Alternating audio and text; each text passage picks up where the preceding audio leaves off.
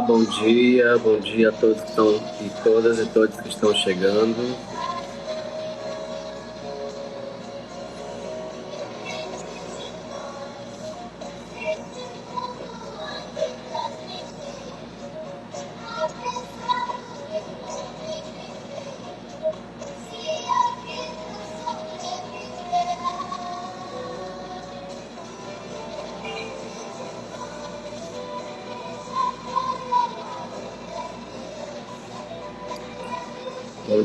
Bom dia a todos e a todas.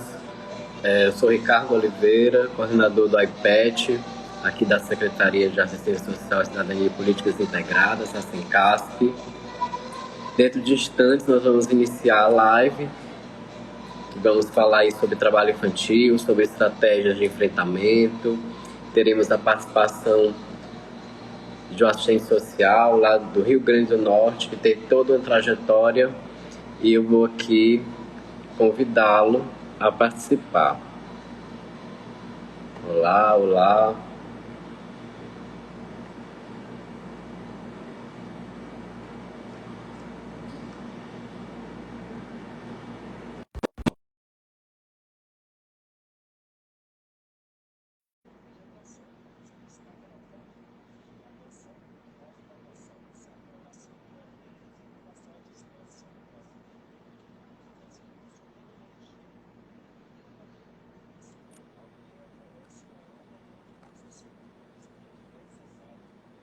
Olá a todos e a todas que estão chegando aqui na live.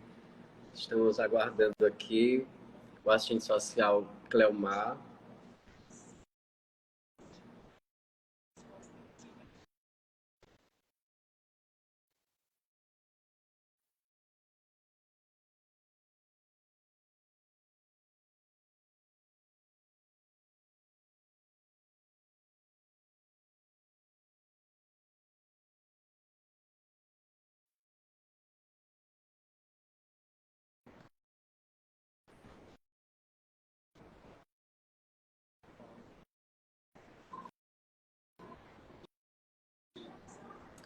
Olá, bom dia.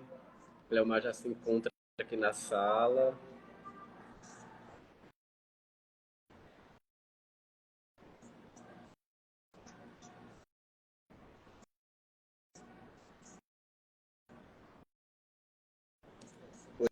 Oi, Cleomar, aqui está um aviso que você está com dificuldade de entrar.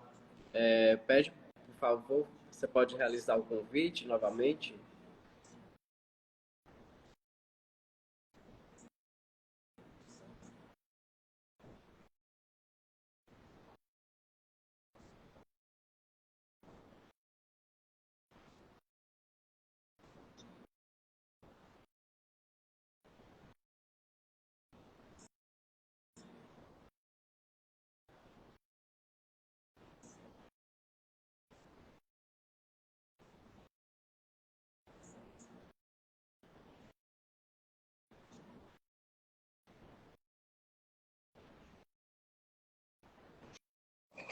Ah, agora foi. Acho que agora foi, né? Pronto, agora foi. Seja bem-vindo, viu, Cleomar? Já lhe agradeço aí, né, pela disponibilidade, por aceitar esse convite, né, de falar de um tema que é tão relevante, que acaba atravessando, né, as nossas trajetórias de vida, em especial a sua. Olá, estão chegando aqui as pessoas. Então, olá. Muito bom dia a todas e a todos e a todos que estão entrando na nossa live, né? Deixa eu ver aqui se tem. Ok. Né? E assim, a gente já começa, né, Cleomar, refletindo assim sobre o mês de junho, né? Que é um mês assim de referência desse enfrentamento, né? Desse combate ao trabalho infantil, e que se aproxima o dia 12. E aí eu vou começar falando da campanha nacional, né, que é o trabalho infantil que ninguém vê.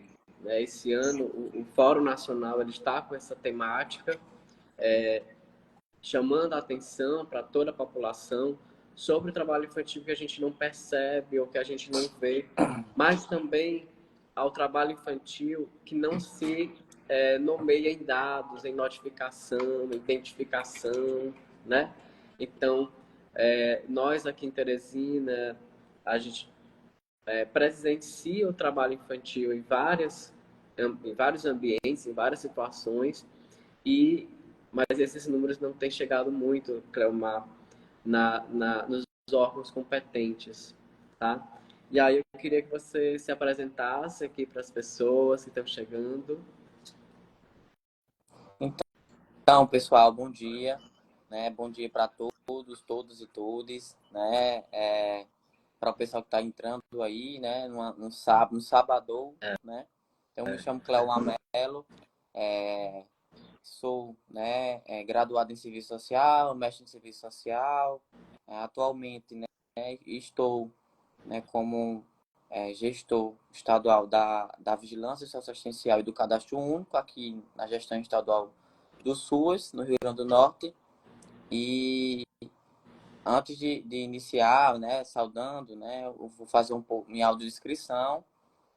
Sou um homem estou sentado, mas sou um homem de 1,78 m, um homem cis, gay, né, de cor pardo, em desconstrução ainda, e tenho os cabelos caracolados, cacheados, estou de óculos marrom e com a camisa azul marinho, né, atrás na minha parede também azul marinho com os quadros, um de Frida e outro dos Quascan de Olinda, né, então primeiro eu gostaria também, né, de dar uma saudação especial, né, e já agradecendo ao povo de Teresina, né, sempre acolhedor, né, dizer que eu estou aqui, ó, com minha tacinha de cajuína diretamente Muito de bem. Teresina, que eu estive aí esse ano e trouxe um estoque de cajuína original, ali doce. Não é propaganda, Ajuda. mas essa para dizer que é a melhor. Então, é sempre uma honra sempre estar próximo do pessoal de Teresina, né? Um pessoal muito acolhedor. E em nome de Ricardo Oliveira, né? Esse querido aí, aguerrido, né? Que é coordenador da EPET aí municipal, eu saúdo toda a Secretaria Municipal, né? De Cidadania, Assistência Social e Políticas Integradas, a SECASP, né? Também aos trabalhadores e trabalhadoras que estão nesse momento, né? Aqui nos assistindo, né, que nos acompanham, que estão na ponta, né, desses serviços nesse combate ao trabalho infantil. Também vai um salve especial aos militantes, né? Estou vendo aqui várias pessoas entrando aqui na live, pessoas que eu conheço que são pessoas militantes históricos, né, que contribuem de forma significativa, né, para que a gente consiga enfrentar todo dia essa violação de direito que é o trabalho infantil. E Elmar, você é um querido aqui, viu? Tem aqui fazendo referência sua, referência do Rio Grande do Norte. Deixa eu ver quem mais que está muito querido aí pelo Rio Grande do Norte. Por onde passa, né, Cleomar? uhum. São os atravessamentos, né? Eu acho que é isso. Os espaços que a gente deve estar construindo sempre tem que partir desse atravessamento. Um pouco isso.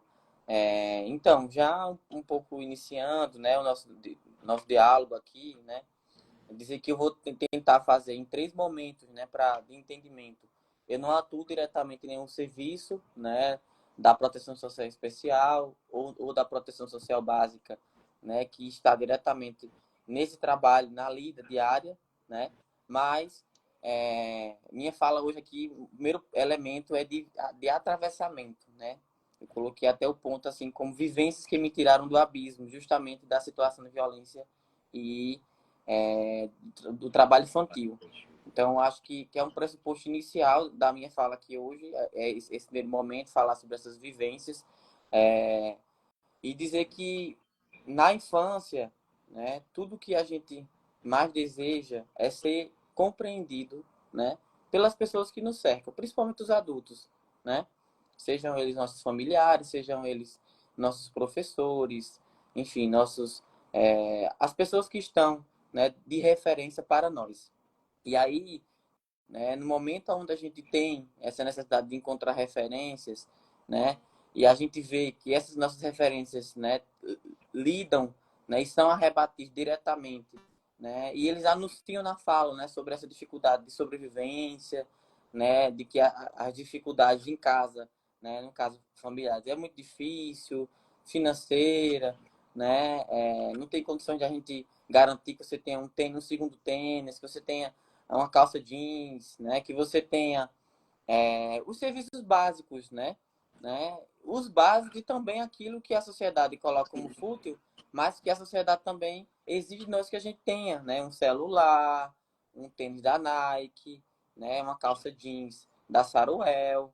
Então são coisas que na infância a gente são dilemas. A gente escuta as pessoas de referência, né? Falar da dificuldade de ter os bens de consumo básico, também de ter os bens de consumo que nos satisfaz, né? É, enquanto sujeitos, né? E que também nós, enquanto crianças e adolescentes, quando estamos nessa fase, também temos esses desejos, né? De ter um jogo, um Nintendo, né? Para jogar. Então, são elementos que são colocados para nós, né? Para ter acesso a esses serviços que nos impulsionam às várias vertentes, né? E que articulam diretamente, né? Com uma estratégia do capital, da sociedade capitalista muito forte, né? Porque elas nos impõem para nós a necessidade, enquanto trabalhadores, né? Essa ausência, nos expõe a isso. No segundo momento, ela diz que a gente tem que ter acesso a esses bens e serviços, né? E terceiro momento, ela diz, você pode ser empreendedor. Você pode ser empreendedor, você pode vender balinha, né? Você pode vender dindim, você pode vender bolo. E aí foi isso que aconteceu mais ou menos nos meus atravessamentos, né? Eu vi essa necessidade em casa de tentar completar a renda, de tentar garantir que no café da manhã não tivesse só bolacha seca, tivesse um pão, uma tapioca, um bolo. E aí a necessidade, né? Sempre o sentimento estar muito presente, né? Então, o momento, né, de participação, né, direta, de enxergar de enxergar, né, o PET, que antes era um serviço, né, Isso. como um espaço potencializador, de potencializar é, outras características, outros talentos que estavam dentro de mim, né, que ao mesmo tempo se combatia a violência, essa minha exposição ao trabalho infantil. A gente teve aí, antes de chegar no serviço, antes da buscativa do serviço, para me incluir, né, pela vinculação do programa Bolsa Família, né, Bolsa Escola, Bolsa Família, primeiro foi um protagonismo me dado, né, como sujeito de entender como pessoa de direito, né. Antes desse processo de vivência do PET, né, foi uma conferência municipal de criança e adolescente, né, que me fez se perceber de que eu poderia ser, né, de que eu era um sujeito de direito, né, de que eu podia falar. Né. Quando eu cheguei na conferência onde se dizia o que é que as crianças e adolescentes de Parelhas, né, que acabei não me apresentando que eu sou de Parelhas, Rio Grande do Norte, do interior, né, um Fica mais ou seridó, menos onde, assim, pra gente se fica no localizar? seridó aqui, fica no seridó do Rio Grande do Norte, no extremo do litoral, bem no interior. E aí, se tinha eu me enxerguei nesse espaço como uma pessoa que eu podia falar. Até então, eu só ouvia, né, imposições da sociedade de que eu teria que ter uma calça jeans, um tênis da Nike, né, que eu deveria ganhar dinheiro para ajudar a minha família, mas não tinha ouvido. São vozes e até a partir desse momento, desse espaço, né, da Conferência Municipal, do NUCA, né, do Núcleo, né, de Cidadania dos Adolescentes, do CELUNCEF, foi onde eu me percebi como sujeito de direito, eu não poderia falar, né? Que é onde eu poderia dizer que estou cansado, não quero me preocupar com ter que vender balinha e pipoca de frente à minha casa, porque eu preciso, né, de estudar. Eu quero ter tempo para brincar, eu quero ter tempo para brincar com meus amigos, visitar meus familiares, que a exposição ao trabalho infantil tirava isso, né, roubava isso. Então, É, era um pouco isso que eu acredito que o primeiro ponto que a gente deve considerar, né, enquanto agora agentes, né, trabalhadores e trabalhadores na ponta, é de reconhecer o protagonismo que essas crianças e esses adolescentes eles têm, né, e a gente muitas vezes não reconhece esse protagonismo, né, eu acho que é um pressuposto muito importante, né, muitas vezes a gente vai fazer uma ação do AEPET, né, uma ação do serviço de convivência, e aí a gente pensa da cabeça dos profissionais que também têm experiência, mas que a gente não considera quais são, o que é que esses sujeitos eles querem ouvir, como eles gostariam de ter seus corpos manejados no sentido de movimentados, né, na ação que a EPET ela planejou, né? Então, tudo isso a gente precisa considerar essa autonomia do sujeito, né? Essa autonomia dessas pessoas, que apesar de ser criança e adolescente, tem vontades, tem desejos, né? Então, é um pouco isso. Então, falando um pouco dessas vivências. E aí, É uma... Hum. Só ressaltando, acho que 3 questões aí que você colocou nessa sua fala inicial. A primeira delas, inclusive, foi pauta ontem, né? A gente estávamos reunidos, enquanto coegemas, aqui em Teresina, discutindo o trabalho infantil, e surgiu essa reflexão de que antes do trabalho infantil é preciso considerar o sistema capitalista, a sociedade contemporânea, né, a sociedade do consumo, né, e a pobreza que se encontra, as desigualdades. Então, assim, o trabalho infantil ele tem cenário, né, ele tem um amplo panorama que se é dado. Quando você fala o tênis da Nike, a calça jeans, né, esse produto de consumo e o não ter as condições para tal, gera o que nessa criança, né? Qual a perspectiva que eu tenho de obter aquele consumo? Então, assim, o trabalho infantil ele perpassa muito essa arena do capitalismo, do bem de consumo e da sociedade contemporânea que nos diz e nos dita aquele bem de consumo específico, a marca específica, né? Então, assim, outra questão que você colocou que eu acho que é muito interessante de nós, enquanto suas, ter essa dimensão. É que você encontrou um elo aí de política pública via participação social, via conferência, via NUCA, né? Ou seja, como é que a gente está estabelecendo essa ponte entre os sujeitos de direito e a política de assistência, né? Então, as conferências, as participações, o serviço de conferência, ele tem sido motivos de participação social, de encontro.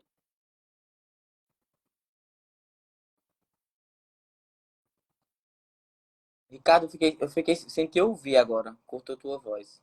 Não sei o que aconteceu. Agora sim, Voltou, isso.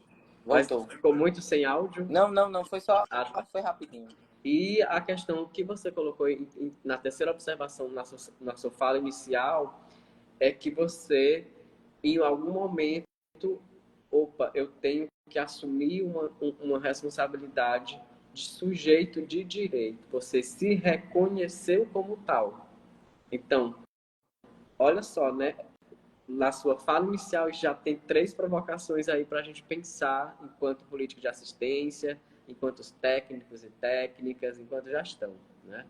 Que é interessante. Pode dar seguimento a essa fala riquíssima. Perfeito, Ricardo. Eu acho que é isso, né? Esse percurso, né? Que na verdade não é uma teologia, não é um passo a passo. Eu acho que é um carrossel que foi girando, né? Que as relações ela acontecem nesse fluxo, né? A história. E aí um outro elemento que eu trago mais, pegando justamente o que você estava colocando, né? Refletindo a questão da essa inerência da necessidade do trabalho infantil, né? Na sociedade capitalista, é de que a gente precisa refletir isso, né? Porque quando a gente pensa isso, parte desse pressuposto, a gente não vai naturalizar. A gente vai dizer que o trabalho infantil, quanto violação de direito, ela é uma expressão, uma necessidade do capitalismo, das suas formas de ser.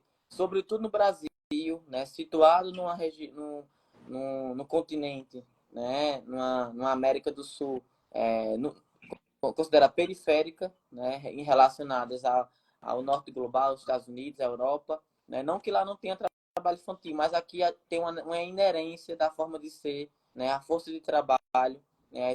De organização da sociedade, se ter trabalho infantil, né? Porque aí você transfere, né? A ineficácia do Estado, né? E do capitalismo de garantir um trabalho, né? Que tem uma segurança social, uma segurança social, né? Que comporta a proteção social desse trabalhador, que garanta um bom salário, a partir do seu trabalho, para que ele consiga ter acesso à saúde, à educação, né? E outras políticas públicas. E aí você desloca isso para que a necessidade seja do sujeito, né? E aí a gente vê uma transferência das obrigações, sobretudo no neoliberalismo, né, de 90 para cá, aqui na América Latina, a necessidade de que os trabalhadores vejam a necessidade desse cuidado, esse cuidado para ter acesso à comida, à alimentação, à saúde, à educação, ver se transformado cada vez mais em mercadoria.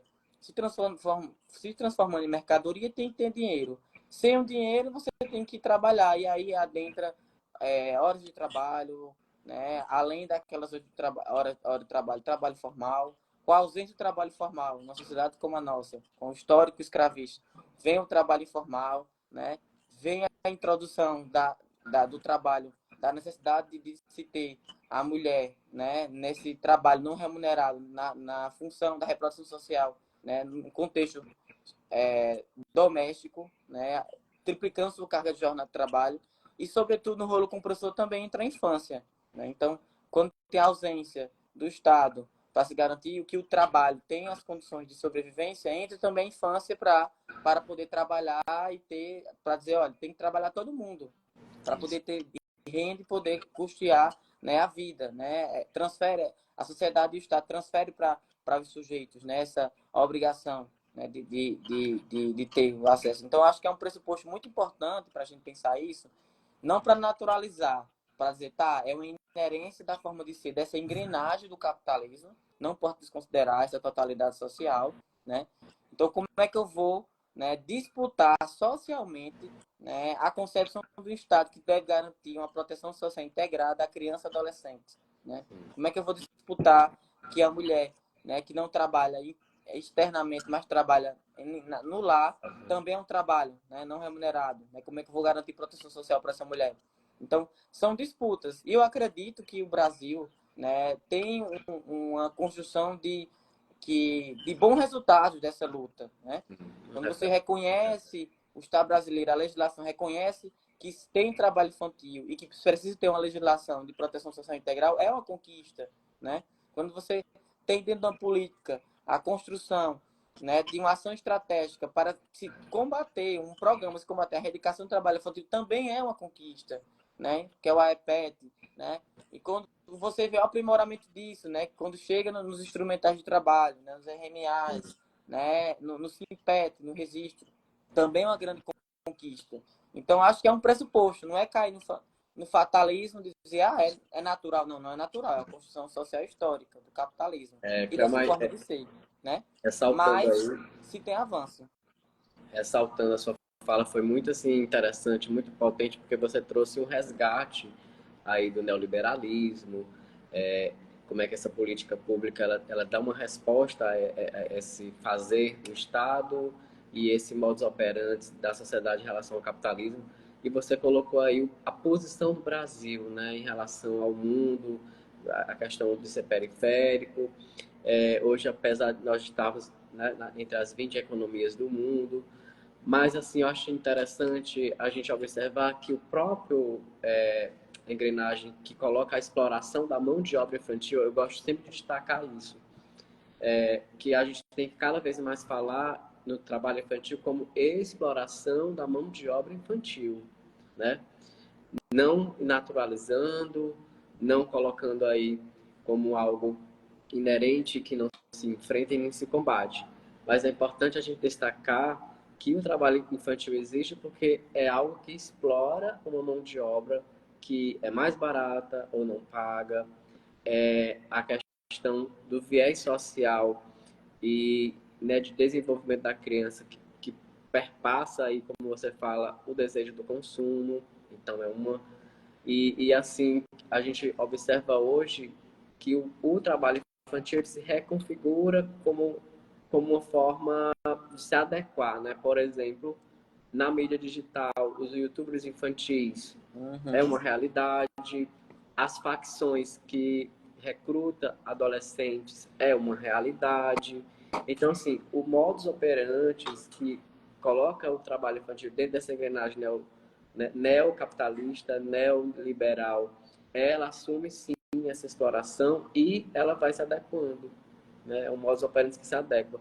Aí você fez o destaque, né, do PET e do iPad, né? Que quando se estabelecia enquanto PET, o programa de reeducação lá, meados de 2000, né, final de novembro.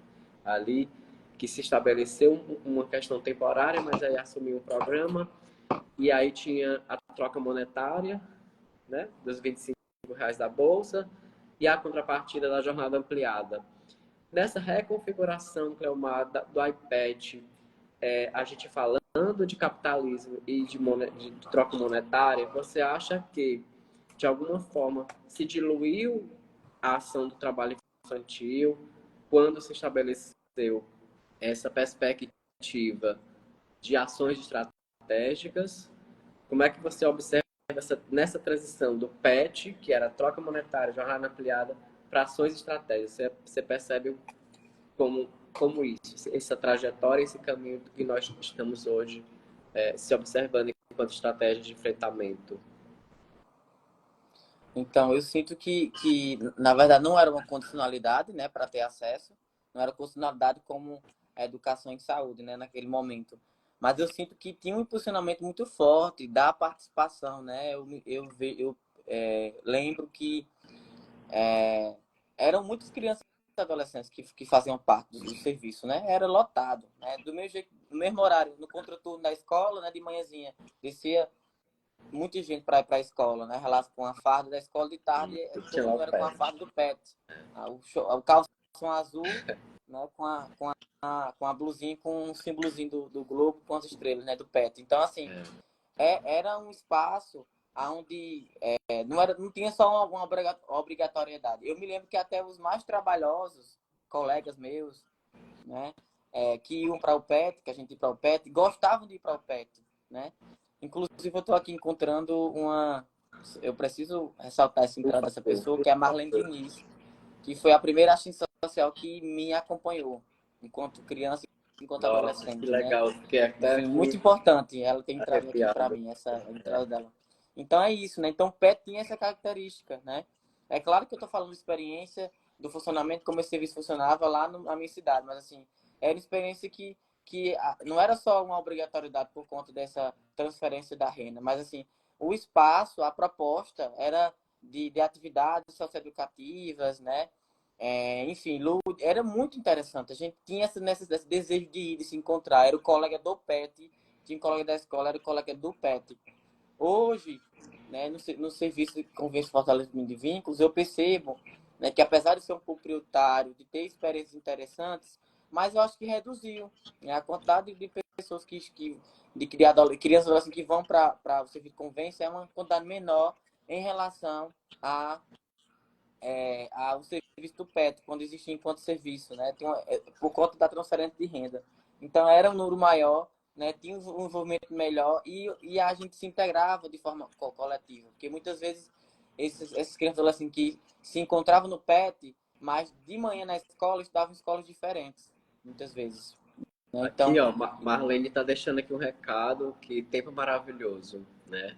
E que fica feliz por você. E aí eu aproveito e também me estendo aqui as minhas agradecimentos também aos técnicos que estão aqui, as técnicas já veio aqui passar, né? Que trabalham em CRES, que trabalham com essa questão aí do trabalho infantil. Pode continuar. perfeito. É uma lindeza ter ela aqui, a Marlene Diniz. Então, é isso, né? Eu acho que hoje as ações, né? E a prova disso é o próprio Simpet, né? Quando a gente pega o sistema, que eu vou até falar um pouquinho sobre ele, né? E aí entrando já nos aspectos do trabalho. Então, do lugar onde ocupou, que é a vigilância social, o cadastro único, vocês podem até dizer assim, o que é que tem a ver com as ações estratégicas de combate à erradicação, do trabalho infantil? Né? Totalmente a ver de dizer que o Simpet hoje ele é pouco registrado. O RMA, que é outro instrumento que a vigilância faz esse monitoramento de CRAS e CREAS, muitas vezes não vem evidência explícita, né?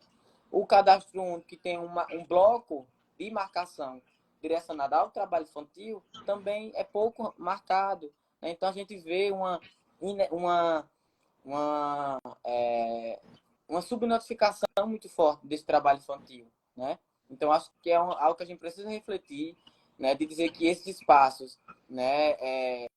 De acompanhamento, né?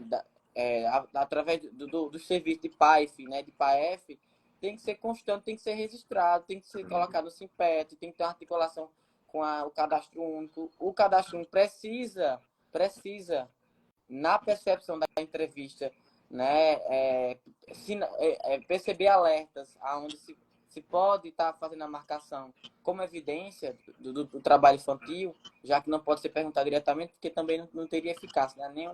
Ninguém ia falar, né? E aí é isso, né? E a vigilância se constituir como função da ciência social né,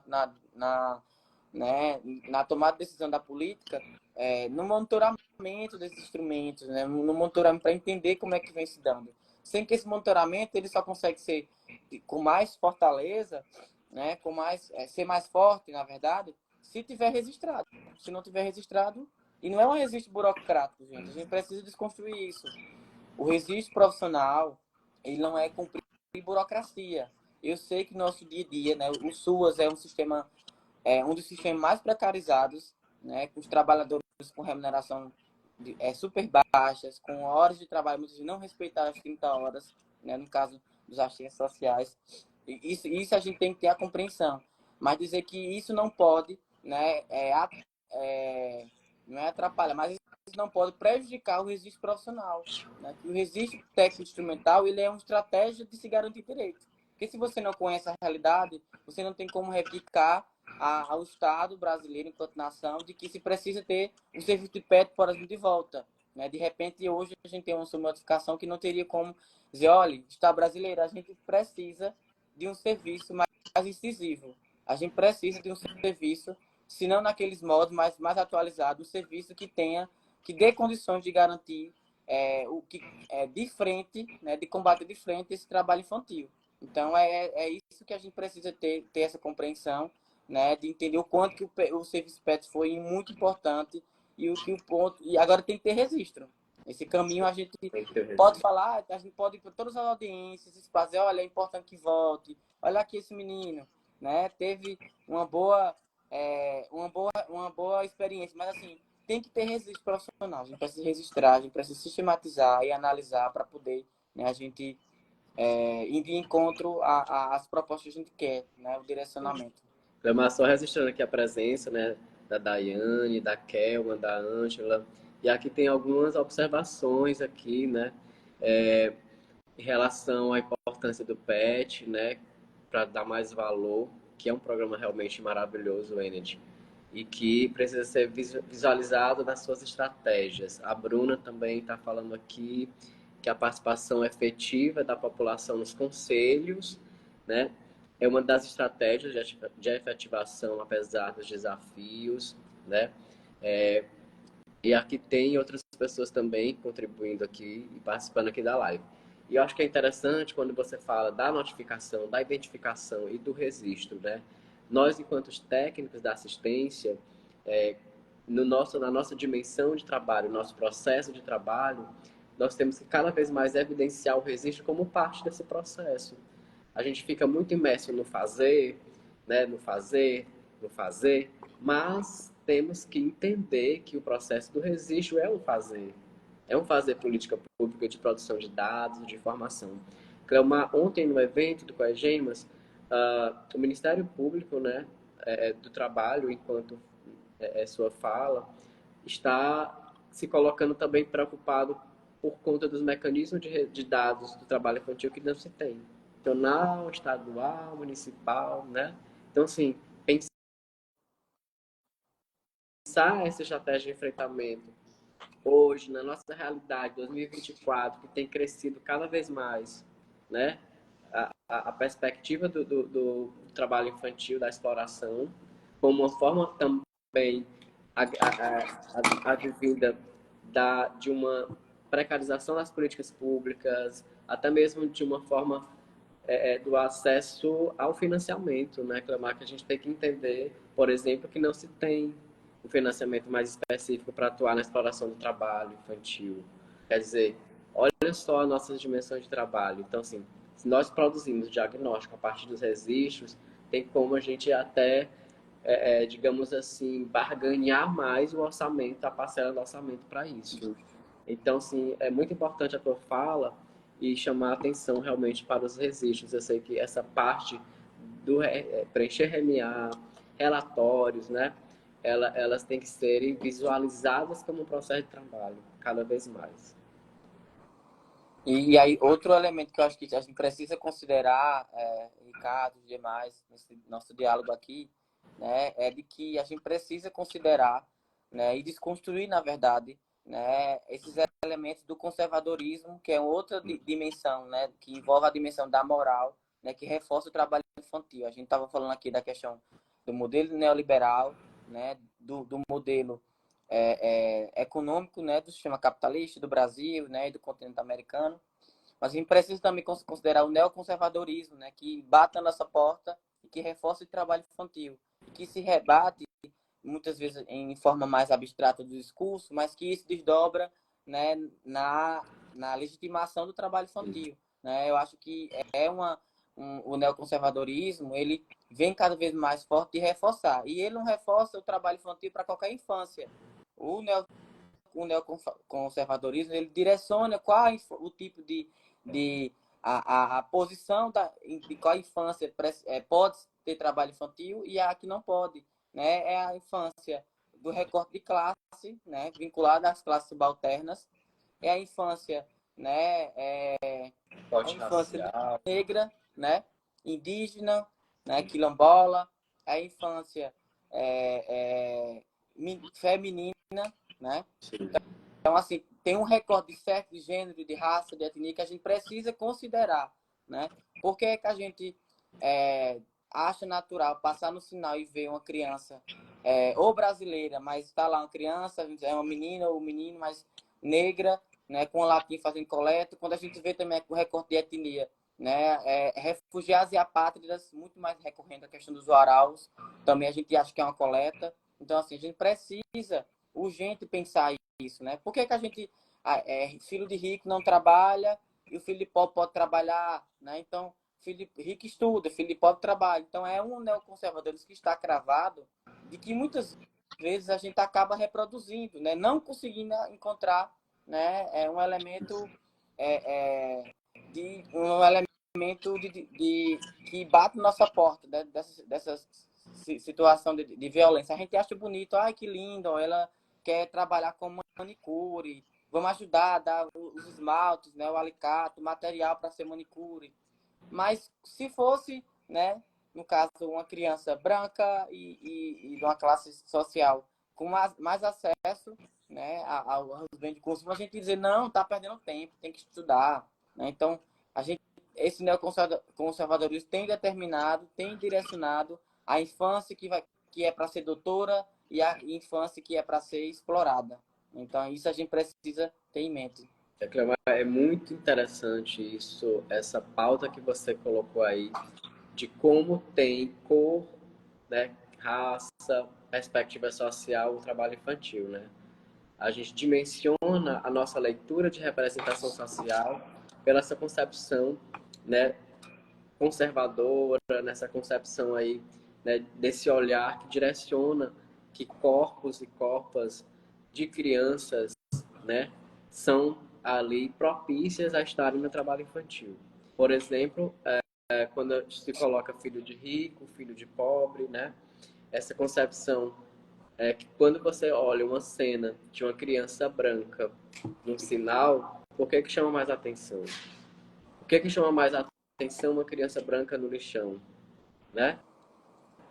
Assim, a gente tem realmente que ter essa dimensão do viés interseccional aí do trabalho infantil e que nas nossas ações estratégicas temos que contemplar. Temos que dialogar sobre raça, sobre gênero, por exemplo, as funções, né, de gênero e do trabalho, da divisão, né, social do trabalho, a questão da menina para o trabalho doméstico, para o trabalho sexual, né, dessa exploração sexual que é muito presente, o menino lá no lava-jato, no tráfico, assim, essas questões realmente elas permeiam o trabalho infantil. E aqui tem alguma contribuição, a Ana Paula, ela fala, né, sobre essa questão exatamente, o filho do pobre está destinado ao trabalho, né, enquanto que o filho do rico deve trabalhar, ou seja, essas nuances que nós estamos ressaltando. Isso, Ricardo, e eu acho que esse que a Ana Paula coloca, né, essa destinação, na verdade, é o privilégio do lado, o privilégio do filho do rico, né, que os pais tiveram, não precisam trabalhar, se expor ao trabalho infantil para poder, né, se constituir enquanto sujeito, e o filho do pobre sempre se precisou, né, estar à exposição ao trabalho infantil. Então, você vê que é uma questão hereditária, né? No caso da classe trabalhadora, né? Dos filhos da classe trabalhadora se expor a esse trabalho infantil, e aí você tem essa perpetuação que se reforça no discurso, se reforça nas práticas do dia a dia, né? Então, como é que a gente consegue pensar e desconstruir isso, né? Inclusive no nosso discurso, né? Eu acho que isso é um pressuposto inicial, né? A gente não tiver como compreensão ética, moral, né, de uma concepção de mundo, uma direção social de mundo que se repugne totalmente do trabalho infantil, né, a gente acaba caindo num reforço, mesmo que direto, mesmo de forma indireta, na verdade, mas acaba caindo no reforço quando a gente não consegue perceber, né, esses elementos. Você falou de ciclo, né, de hereditariedade. E na sua trajetória, na sua historicidade, né, você observa esse ciclo sendo rompido? Então, considero, né, a minha mãe, né, a minha mãe, a minha tia, teve essa experiência de trabalhar muito cedo por conta que foram criadas só pela minha avó, né, meu avô não tinha contribuição nenhuma, isso é, digamos assim, não é uma excepcionalidade, é a regra dessa sociedade machista, né, patriarcal. E aí, com acesso aos programas de transferência de renda, com acesso à inserção desses serviços, a gente vê esse ciclo, né, sendo quebrado. Hoje, por exemplo, meu sobrinho, né, que é do meu irmão mais velho, hoje ele não precisa, eu sei que tem 4 anos, mas a gente tem exposição ao trabalho infantil desde muito cedo. Não tem essa necessidade, o discurso já é outro, né? A proteção social relacionada aos pais já se consegue ter uma estrutura, né? Já se consegue ter as condições sociais de sustentação dessa criança, né? Como no passado meus pais não tiveram diretamente comigo e meu irmão, né? Que apesar de batalhar, apesar de se esforçar, apesar mesmo que fizesse tudo, né? É o que estava condicionado de forma hereditária para eles, né? Então é isso. Eu acho que eu consigo enxergar. Eu acho que o programa Bolsa Família e no caso da minha experiência, experiência da participação social e do PET, do serviço do PET, contribuiu de forma incisiva para a quebra desse ciclo. Isso é muito importante observar, né? Que às vezes, Cleomar, eu digo assim, enquanto coordenador da IPET, em Teresina, há muitas angústias, né? Do nosso processo de trabalho, de que não se está visualizando uma efetividade, né? Que não se está. Mas assim, eu aqui pensando, né? Talvez muitos Cleomares, né? Poder, foram atravessados em algum processo de trabalho que a gente fez, né? Mas você, como direcionou isso para a sua profissão de assistente social, tem uma clareza maior, tem uma visibilidade maior. Mas pensar, por exemplo, em quantos adolescentes e quantas histórias foram positivas, no sentido, essa palavra, né, foram positivas, parece que tem aquela, vai dar certo porque tal coisa, né?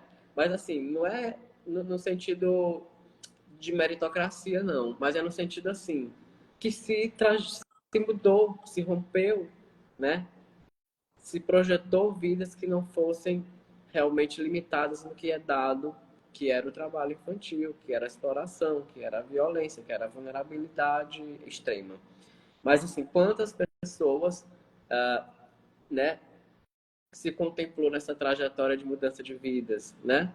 De rupturas de ciclos, rupturas de ciclos de pobreza ou exploração. Então, assim, mas essas pessoas, me parece, Cleomar, enquanto sujeito, assim, operador da política pública, às vezes a nossa prática, ela tem um olhar mais do que não deu, mais das faltas, né, das lacunas, do que experiências exitosas. Então, assim, a gente, enquanto técnico de assistência social dessa política, é preciso também ressaltar as nossas práticas exitosas. Por isso que quando eu pensei nessa atividade para iniciar o mês de junho com a sua fala, né, com a sua experiência, para dizer assim, gente, é possível, né?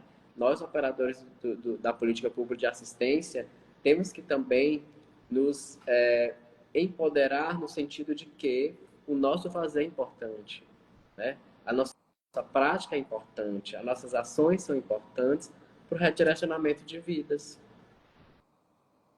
Perfeito. E eu digo muito isso hoje, aonde eu passo, nos apoio técnicos, né, no interior aqui do estado, dizer aos profissionais que não desistam, né? Eu acho que nutrir esse desejo de transformação, né, de enfrentamento, é muito importante, porque tem que acreditar, né, na defesa desse sistema de assistência social, né? Porque ele funciona, ele transforma, ele tem experiência de transformação de vida. Ele não é só preenchimento de prontuário e nem de, assim, não é só cesta básica, ele funciona de verdade, ele tem experiências exitosas. Eu acho que a gente precisa mesmo trazer isso, né?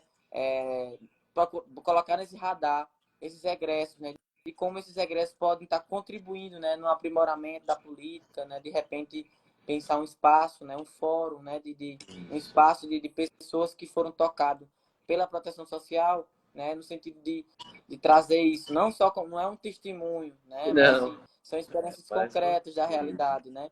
Porque, por exemplo, na educação, na política da educação, a gente consegue visualizar, fulano estudou, virou doutor, virou exato, professor. Na exatamente. saúde, você fulano foi bem atendido no SUS, fez uma cirurgia de urgência no SUS e conseguiu ser resgatado. A gente consegue entender quem fez transplante, por exemplo. Transplante, a gente consegue entender quem é transplantado, quem conseguiu acessar o ensino superior, né?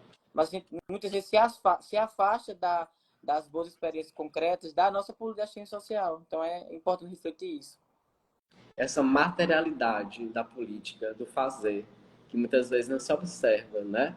Como você bem ressaltou, e aqui você falando e eu também aqui pensando, na educação se consegue aferir, né? Precisar melhor, analisar melhor a política, né? Porque você tem as séries, você tem as graduações, você tem a saúde da mesma forma, né? E tal. Quando você vai para assistência, como ela se dimensiona ali, né? Em várias ações, você realmente, às vezes, não tem essa clareza do desdobramento do nosso trabalho, né? Mas Perfeito. experiências exitosas, assim como a sua e como tantas outras, elas estão em vários campos. Por exemplo, você, é, se né, a sua trajetória da educação, ela foi muito alicerçada no fazer do trabalho social. Total. Ela foi. Total, então, assim, Eu vou até cortar para reforçar. Ela não foi alicerçada, não. Ela foi a substância principal, primeira. Não foi só o alicerce, né? Porque na época onde eu tinha essa inserção que eu tinha, estava colocando de estar como usuário do serviço de PET e também dos espaços de participação social, na educação não era bom, na escola não era bom. Eu percebia a necessidade, não era bom porque eu tinha muitas expressões da questão social sobre o meu corpo que me impediam que eu tivesse vontade de estudar. Quer dizer, eu vou ser igual meus familiares, não conseguiu ter nada através do estudo, vou trabalhar aqui, é melhor. E aí, quando o espaço de participação social e o PET falou, não, criança tem que estudar e a gente vai transferir renda pelo Bolsa Família, né? A gente vai contribuir nesse seu processo, foi quando eu tive um entusiasmo de estudar, dizer, eu vou enfrentar esse sistema de frente, né, com essa base que eu estou tendo, e então, a parte da educação, mas assim, a educação não foi a primeira, a pessoa sempre vai, a educação salva o mundo, salva, mas ninguém vai, a educação, a escola não tem esse poder de sozinho não vai proteção ter, social sozinha, não tem. não tem. Pessoal, vocês também podem ficar à vontade, tá? De perguntar, de contribuir, né? De interagir aqui nas nossas reflexões. Eu já vou aqui também, Clemar, chamando aqui a atenção, hoje, atualmente, as estratégias, né? As estratégias de enfrentamento. Eu confesso, eu não sei você, mas às vezes me causa alguma questão assim, de se pensar nesses nomes. Combate, enfrentamento, né? Nos demonstra sempre esse parâmetro de guerrilha, mas nessa questão assim, né? de que existem antagonismos e forças que se tensionam. É importante os espaços, né, de tensão, porque eles provocam mudanças, né? Então, assim, às vezes, por exemplo, a gente tinha o objetivo do milênio que era erradicar o trabalho infantil em 2025. Nós estamos em 2024 e tem aumentado. Quer dizer, será que essas palavras de enfrentar e combater, elas foram realmente no sentido simbólico ou efetivo? Elas foram no sentido de estar se pensando realmente ou se está fazendo algo de concreto. Então, assim, é para a gente pensar, né? E aí tem uma contribuição aqui, às vezes a gente tem dificuldade de ler, porque a letra é pequena, assim, tá? Mas é Ana Paula, ela fala assim, a sociedade que determina o trabalho infantil do filho do pobre é a mesma sociedade que exige a escolaridade do jovem que aspira uma vaga no mercado de trabalho sem a escolaridade necessária, né? Ou seja, o filho do pobre vai trabalhar, mas para ele conseguir uma vaga num determinado emprego que se paga melhor, tem que ter escolaridade. Como é que ele vai atingir a escolaridade se ele está trabalhando, né? É uma questão a se colocar. Perfeito. Então, essas estratégias que eu acho que a gente precisa primeiro ter hoje, não, a gente, não, também não, a gente fica nessa história de, às vezes, de pensar, não tá dando certo, não tá tendo eficácia, vamos inventar outra coisa. Não, a gente tem que pegar, tentar analisar aquilo que já deu certo, né?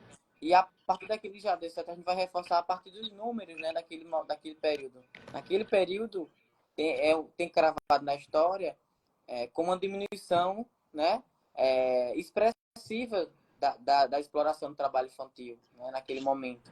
É onde a gente vê aqueles casos, né, onde o Ministério Público do Trabalho fez um incisivo, uma fiscalização muito incisiva, né, nas fazendas, nos espaços das fábricas, nos espaços das feiras, né, que se tinha um serviço partidirecional, né, você não dizia, olha, não se penalizava, por exemplo, um patrão, né, desse trabalho infantil, mas você tinha um serviço para direcionar essa criança, essa adolescente, né, para estar lá, né, de forma civil, dizer, você vai ter complementação de renda na sua transferência de renda aqui, né, então você tinha um direcionamento, né, então isso era muito importante, mas assim, a gente tem que partir do pressuposto que já deu certo, eu acho que tentar inventar uma roda, né, de algo novo, o que vai ser de forma esplendorosa, mas também partir do que a gente também tem hoje, né, no sentido dos registros profissionais, que a gente já falou, mas assim, reforçando, né, compreender essa articulação de toda a política de assistência social.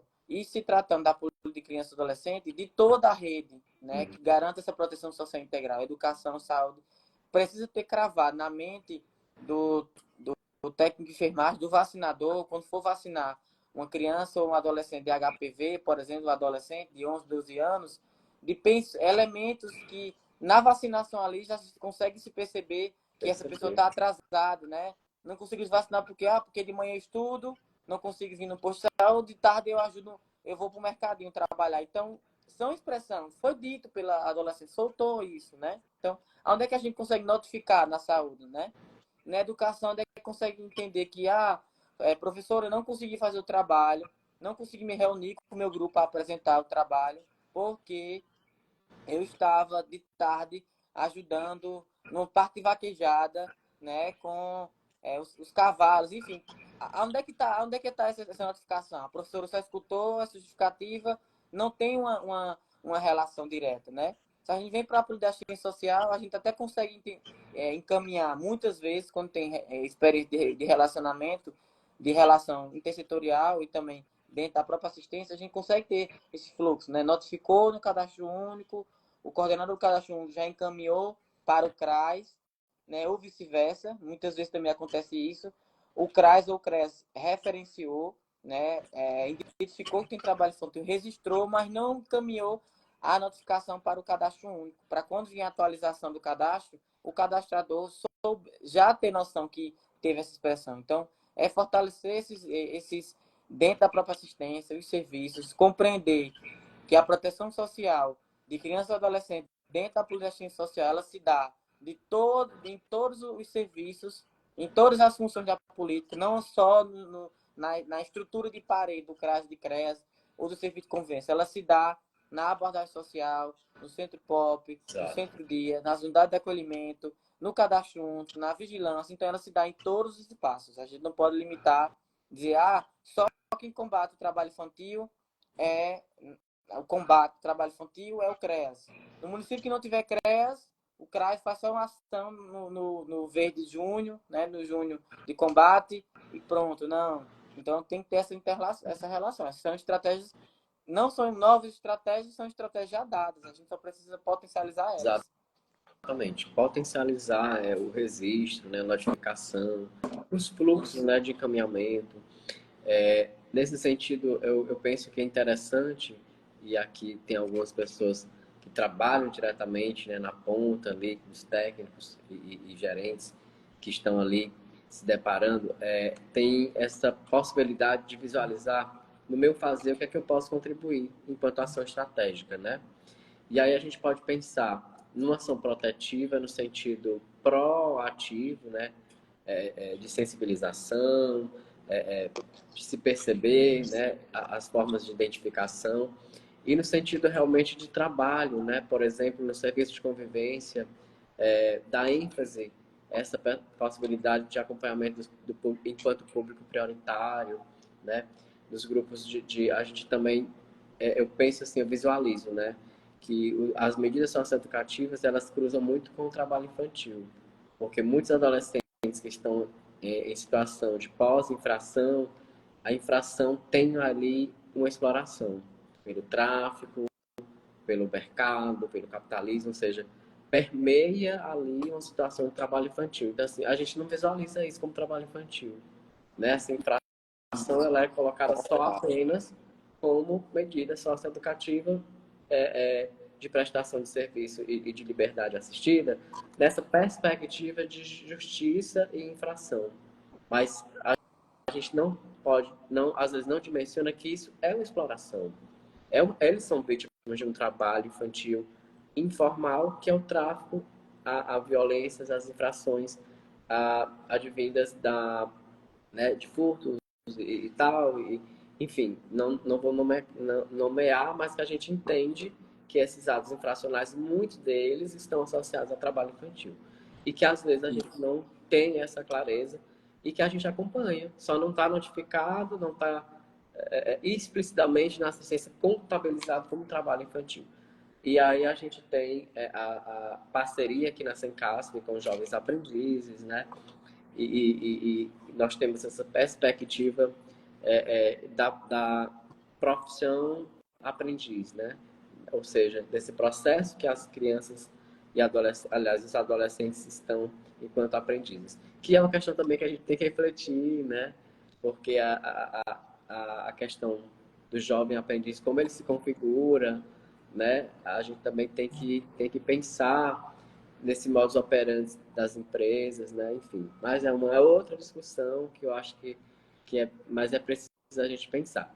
Uma coisa também, fazendo referência ao próprio mês, é que, Cleomar, aqui na prefeitura nós vamos ter algumas ações macros, tá? Além das ações territoriais, nos CRAS, nos CREAS, nos serviços de convivência, em unidades também de IUPs e outras instituições da assistência, eles estão com programações específicas nesse mês em relação ao trabalho infantil, né? Com rodas de conversa, com oficinas temáticas, oficinas práticas. E nós vamos ter alguns eventos marcos como parcerias também com o Fórum Estadual de Combate ao Trabalho Infantil aqui do Piauí. Então, assim, segunda-feira nós vamos ter uma reunião ampliada do Fórum para discutir com vários atores essa questão do trabalho infantil. E na quarta, que é o dia 12, né, que é o dia D, nós vamos estar concentrados aqui no centro da cidade. Eu estou falando aqui da Sencasp hoje, né, do centro da cidade, que a gente, Cleomar, tem se deparado com situações assim de trabalho infantil muito explícitas.